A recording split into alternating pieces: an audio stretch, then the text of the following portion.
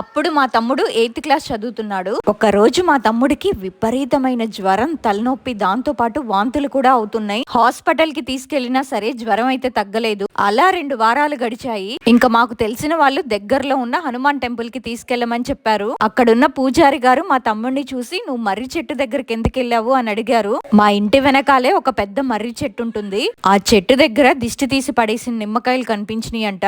వాటిని ఇంటికి తీసుకొచ్చి వాటితో నిమ్మరసం చేసుకొని తాగాడు. ఎందుకు ఇలా చేసావురా అని మా అమ్మ అడిగితే, మా తమ్ముడికి ఏంటంటే స్కూల్ నుంచి రాగానే కాసేపు ఇన్స్టాగ్రామ్ రీల్స్ చూస్తూ ఉంటాడు. అలా ఒక రీల్ లో దిష్టి తీసి పడేసిన నిమ్మకాయలతో వాళ్ళు రసం చేసుకొని తాగారంట. దాన్ని చూసి నేను కూడా అలాగే చేశానమ్మా అని చెప్పాడు. ఇంకా పూజారి గారు ఏం చెప్పారంటే, మీ అబ్బాయికి గాలి సోకింది, ఇంటికెళ్ళి ఒక పెద్ద గుమ్మడికాయతో దిష్టి తీసి పడేయండి, అంతా సెట్ అవుతుంది అని చెప్పారు. రీల్స్ చూసామా వదిలేసామా అంతే, ప్రయోగాలు మాత్రం చెయ్యొద్దు. కబీస్ పార్ట్ 3 ఫుల్ వీడియో ఛానల్లో ఉంది అండ్ ఈ వీడియోలో కూడా ట్యాగ్ చేశాను.